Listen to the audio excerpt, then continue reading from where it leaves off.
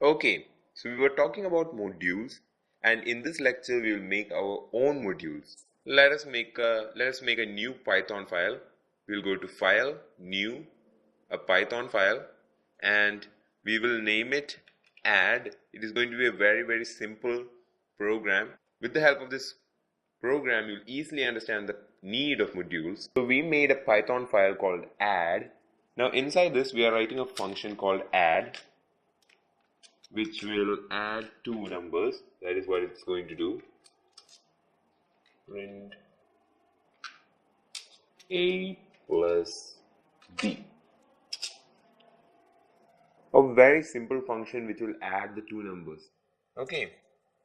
Now the same way we can make more functions that will subtract, multiply and divide our numbers. Okay, cool. So we made four functions which will perform addition, subtraction, multiplication and division. Very cool. Okay, so this is our mini calculator, right? So we made a simple Python file which has four functions which will perform addition, subtraction, multiplication and division. Now let's rename this file into a calculator. Calculator.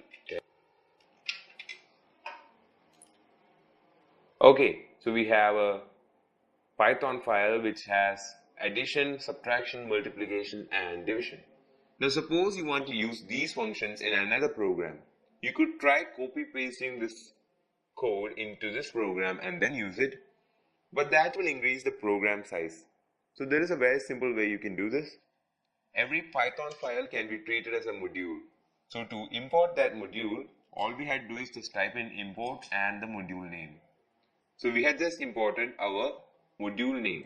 So this is equivalent to copy pasting all this code inside our new Python file. So now we could try adding two numbers using the function add 3, 4. Let's try running this. You'll see that it does not work. Why? Because simply importing the module doesn't work. We must specify that the add function is part of this module. So to do that, we must first type in the module name, dot operator, and then the function name. Add 3, 4. And now let's run this. And we get the output 7.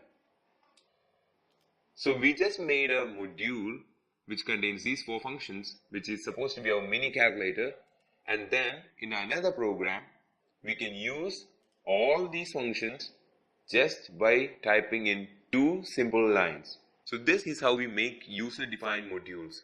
So this helps in reducing the program size and also helps you in writing a very clean and simple program. So that is all about this lecture. I'll see you in the next lecture. Thank you for watching and have a wonderful day.